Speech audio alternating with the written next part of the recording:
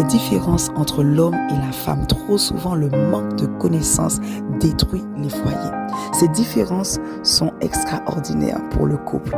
Lorsque nous les comprenons, eh bien cela devient des trésors précieux pour l'épanouissement et l'impact du couple dans le monde. Nous continuons notre série avec les besoins spirituels de la femme. Il y a des besoins spirituels dans le cœur d'une femme que le monde ne voit pas forcément. Parfois même, ceux qui l'aiment ne les discernent pas.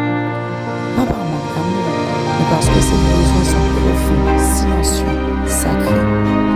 Une femme a besoin d'être nourrie, édifiée par la parole, comme il est écrit, afin de la sanctifier en la purifiant et en la lavant par l'eau de la parole. Ici, en faisant référence au mari.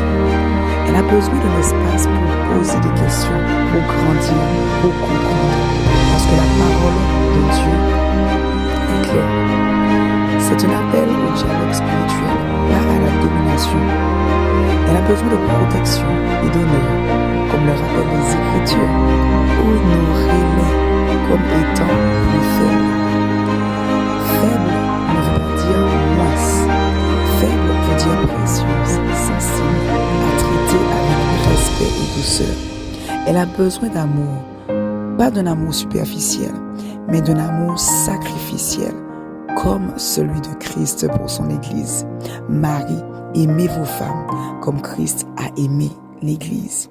Elle a besoin d'être encouragée dans sa relation avec Dieu, parce que la femme qui craint l'Éternel est celle qui sera louée.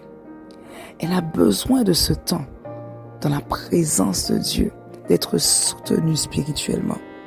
Oui, une femme est sensible, mais surtout, elle est spirituellement précieuse.